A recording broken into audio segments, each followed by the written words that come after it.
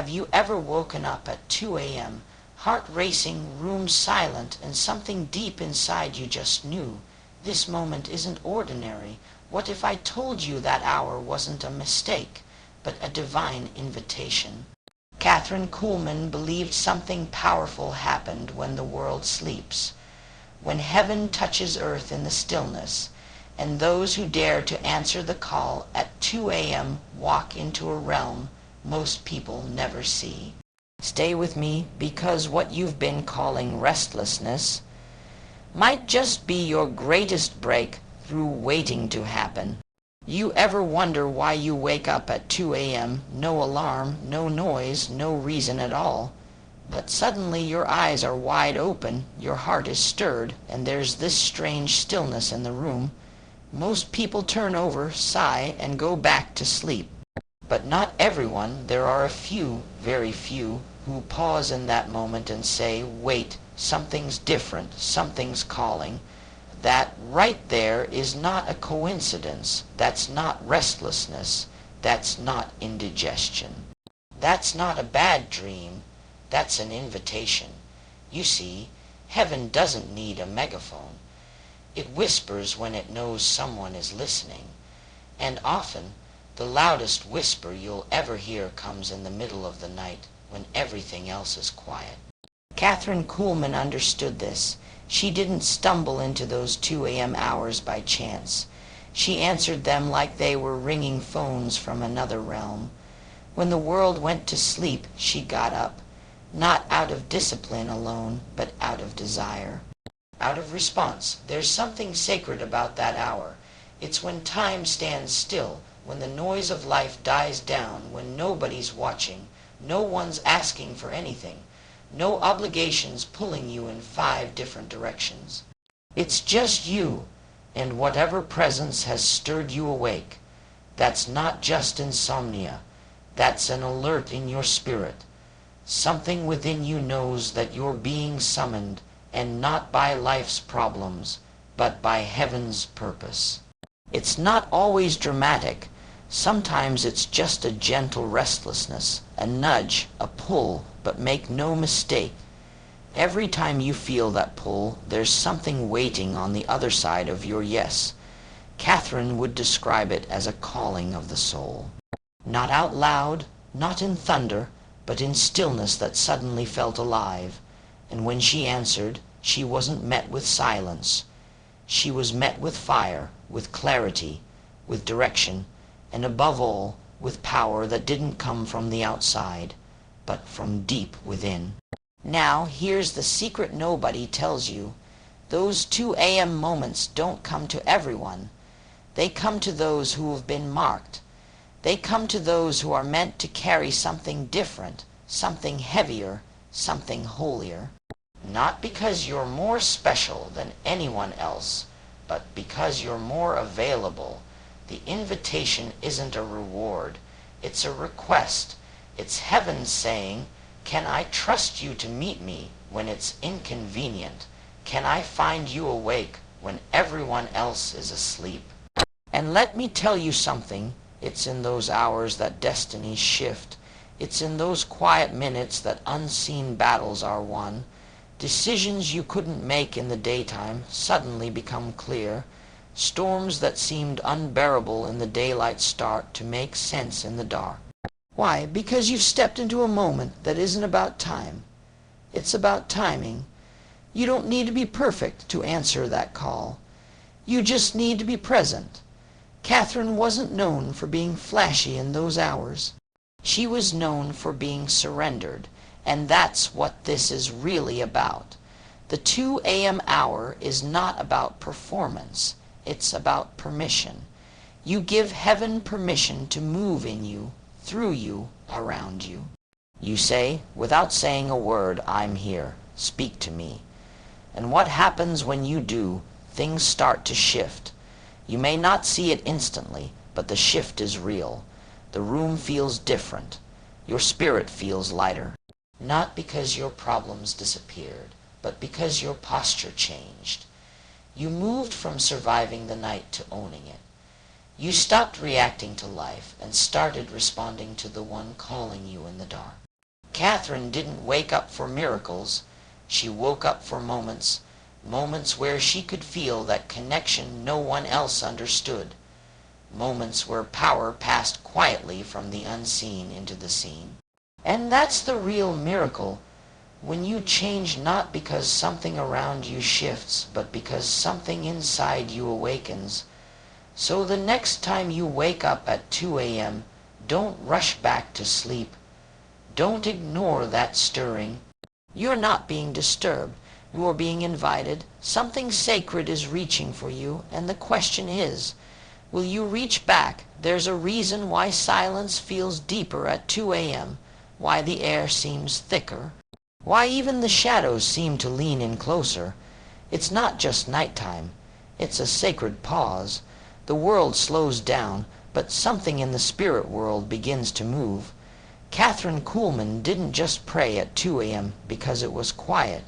She prayed because that stillness amplified everything. The voice of God didn't have to shout to be heard.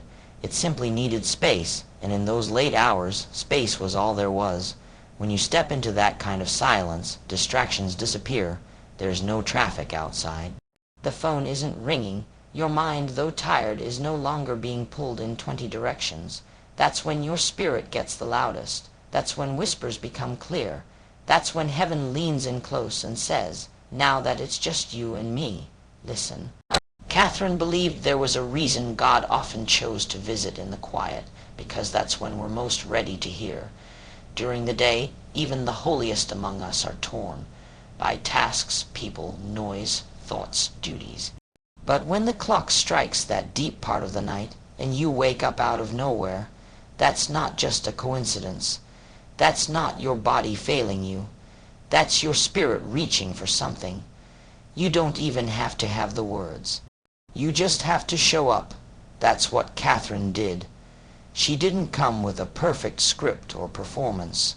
She came with hunger, and in that hunger, stillness gave her more clarity than any sermon ever could. You can hear things at 2 a.m. you can't hear at 2 p.m. That's not just poetic, it's reality. At night, the soul opens up. The world grows quieter. And because the outside quiets down, the inside starts to speak. Ideas form, wounds rise to the surface, but so does healing, so does comfort. Kathryn often said that God doesn't need a microphone. He just needs you to be still enough to hear, and 2 a.m., that's when you're still. That's when your mind stops racing, your ego stops performing, and your spirit finally gets a chance to breathe. That's the kind of quiet that changes people, not because it's dramatic, but because it's clean. Pure, free of clutter, and it's in that pure space where miracles begin. Not always the kind you see with your eyes, but the kind you feel. The kind that transform how you think, how you walk, how you speak. Kathryn walked into stages carrying power not because of her name, but because of her time in the silence. That's where the fire was kindled. That's where she learned the voice that others couldn't hear. She didn't get that fire in front of a crowd. She got it in the still, secret place where heaven felt near enough to breathe in. And don't think for a second that silence means emptiness. That hour isn't empty. It's pregnant with presence. Pregnant with revelation, with answers to questions you haven't even dared to ask in the daytime. But in the quiet of the night, those questions feel safe. You can whisper things you'd never say aloud. And somehow, even in your silence, you're understood. Kathryn knew this. She didn't always speak in those hours. Sometimes she just sat, listened, let the stillness speak to her. And in that stillness, she found direction that carried her through storms and stages alike. Sometimes the breakthrough isn't in the noise, it's in the quiet decision to be available. Sometimes the answer doesn't come in thunder. It comes in a whisper so soft you'd miss it if you weren't willing to sit still long enough. That's why those who rise at 2 a.m. carry something different. It's not that they're more spiritual. It's that they're more still, more surrendered, more sensitive to the moment where everything else fades and all that's left is presence. When you allow that kind of silence, you're not just escaping the noise of the world. You're entering the fullness of something bigger than the world. And once you've touched that stillness, once you've felt that power that comes not with sound but with weight, you'll crave it. Not because it's easy, but because it's real. So when that silence calls again, don't ignore it. Sit in it. Let it speak to you. Because sometimes the most powerful voice doesn't roar at whispers at 2 a.m. There's something about the middle of the night that feels heavier than the day. The shadows stretch a little longer. The silence feels thicker. And the weight of what you're going through seems to press a little harder. That's not just in your head. The night has always been a battleground. The hours between midnight and dawn carry a kind of tension. Like something is happening beneath the surface, unseen but deeply felt. And here's the truth most people miss. Demons don't sleep. The forces that try to oppress, confuse, paralyze, and torment. They do their best work in the dark. Not because the darkness makes them stronger, but because it makes us more vulnerable. Fear speaks louder at night. Doubt feels more real. Loneliness settles into the bones. At 2 a.m., your mind starts to wander into places it avoids during the day. You remember every failure, every heartbreak, every voice that told you wouldn't make it. The night becomes a mirror, and it doesn't always show you what you want to see. But what most forget is that while demons work overtime in the dark, so does God.